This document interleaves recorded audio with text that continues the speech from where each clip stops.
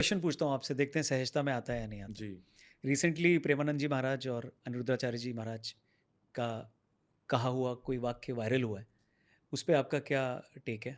कैसे देखते हैं आप? मैंने परसों भी कथा में एक बात कही थी हुँ, कि हम लोग कितने ज़्यादा विचलित हैं कि जब हमें अपने काम की बातें सुनाई दे रही हैं, तो हम उन्हीं व्यक्ति को प्रणाम कर रहे हैं, पूज रहे हैं और शेयर्स कर रहे हैं उनकी सारी रील्स को, उनको इतना महान बना रहे हैं। और जब हमें लगता है कि इन्होंने कुछ ऐसी बात कही है जो हमारे निज भाव को, हमारे निज जीवन को ठेस पहुँचा रही है और हमारी छवि धूमिल कर रही है, तो हम उनके प्रति दुर्भाव रख रहे हैं। ये तो वही हो गया कि बालक वो माँ से इसलिए प्रेम करता है कि माँ अच्छा-अच्छा खिला रही है। हुँ, हुँ, लेकिन किसी दिन माँ ने पकड़ कर के करेला खिला दिया या भिंडी खिला दी या ऐसी कोई चीज़ खिला दी जिससे आपका ही स्वास्थ्य ठीक होने वाला है। तो बालक ये सोचने लगे ये तो मेरी बहुत बड़ी शत्रु है। हुँ, हुँ, ये मुझे ऐसा कैसे दे सकती है? आप ऐसे कैसे उम्मीद रख सकते हैं एक त्यागी व्यक्ति से, एक विरक्त व्यक्ति से कि वो केवल वो बोले जिससे आपको अच्छा लगता है। अरे! वो महापुरुष हैं, वो साधु हैं, उनका काम है। अच्छा होगा तो अच्छा बोलेंगे, बुरा होगा तो बुरा बोलेंगे और जहाँ समझाने की बात आएगी वहाँ समझाएँगे। मैं ये भी बोला था कि वो केवल स्त्री-पुरुष को नहीं बोलते, एक साधु कौन? हुँ, हुँ। जिसके लिए कोई स्त्री नहीं होती, जिसके लिए कोई पुरुष नहीं होते, जिसका किसी से ममत्व नहीं होता, किसी के प्रति अहमत्व नहीं होता। वो सबको समान मानता है और एक बात बोलता है जिससे सबका कल्याण हो। आप चाहते हैं कि वो ऐसी कोई बात ही ना बोलें जिससे आज के यूथ में थोड़ा परिवर्तन आए। अब उस चीज़ को लेकर के लोगों ने उनके बारे में गलत-गलत टिप्पणियाँ करनी शुरू कर दी। लोगों ने उनके बारे में गलत-गलत भाव कहने शुरू कर दिए। ये गलत है। आप वहाँ पर भी यही बात है कि आप डॉक्टर से ये कह रहे हैं कि कड़वी दवाई मत दो, मीठी-मीठी देते रहो। अब जब रोग का निवारण ही कड़वी से है, तो फिर मीठी कैसे दे दें आपको?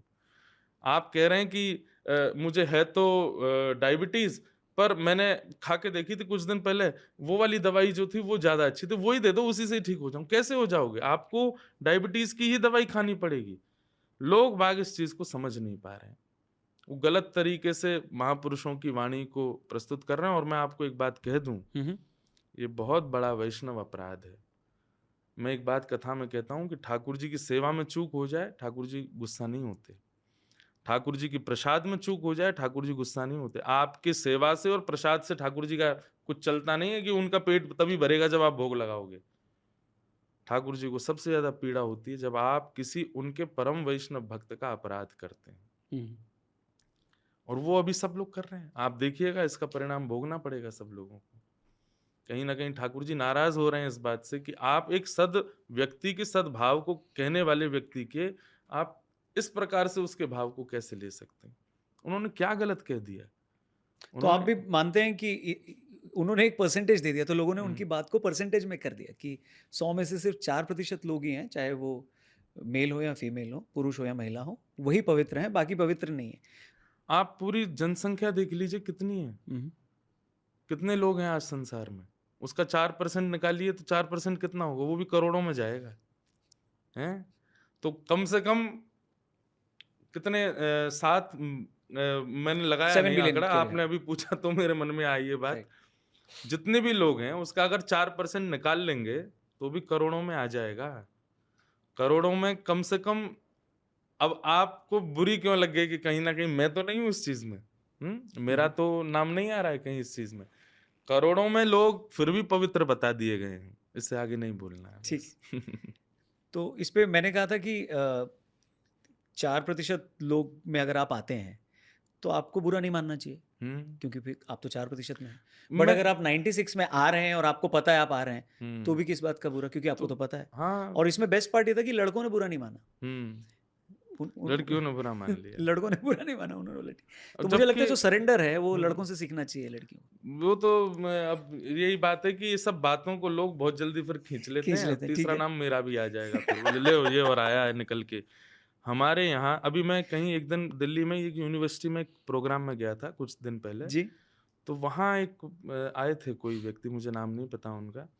उन्होंने वो आकर के वहाँ यूनिवर्सिटी के बच्चों को समझा रहे थे कि मैं लड़कियों से कहना चाहूँगा कि आप लोग किस स्तर पे चली गई हो? आप इतनी पढ़ाई करने के बाद भी केवल हाउसवाइफ़ बन के रह जाती हो। हुँ, हुँ। आप इतना सब कुछ हासिल करने के बाद भी आपको केवल घर के काम-काजों में रखा जाता है। मुझे ऐसा और आप लोग अगर बाहर निकल भी जाती हो तो आप केवल सोशल मीडिया तक ही रह जाती हो। उससे आगे आप लोगों की पहुँच नहीं है। बहुत मतलब उन्होंने जो है यूनिवर्सिटी के बच्चों को बेचारों को बड़ा मायूस कर दिया, विशेष रूप से स्त्रियों को। बोले हमारे भारत में स्त्रियों का ये हो रहा है, ये हो रहा है। जब मेरे पास माइक आया तो मैंने कहा देखो आप बुरा नहीं मानना। आप जिस स्टेट में या जिस राजधानी में खड़े हो ना उसको भी एक महिला चलाती है। हुँ, हुँ। मैंने कहा आप जिस राष्ट्र में खड़े हो ना, वहाँ की राष्ट्रपति भी एक महिला है। आप कैसे कह सकते हो ये बात कि हमारे यहाँ महिलाओं की पहुँच नहीं? जी। एकमात्र हमारा हिंदू सनातन धर्म ऐसा है। आप विदेशी वेस्टर्न कल्चर को इतना ज़्यादा प्रायोरिटी मत दीजिए। हुँ, हुँ। आप एशिया की बात कर लीजिए, अरब कंट्रीज़ की बात कर लीजिए, थोड़ा आस-पास ही देख लीजिए, अड़ोसी-पड़ोसियों में ही देख लीजिए।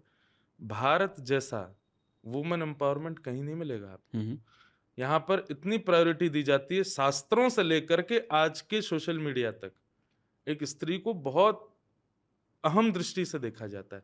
हमारे किसी भी शास्त्र में किसी स्त्री की निंदा नहीं है। सब जगह यत्र नार्यस्तु पूज्यन्ते रमन्ते तत्र देवता।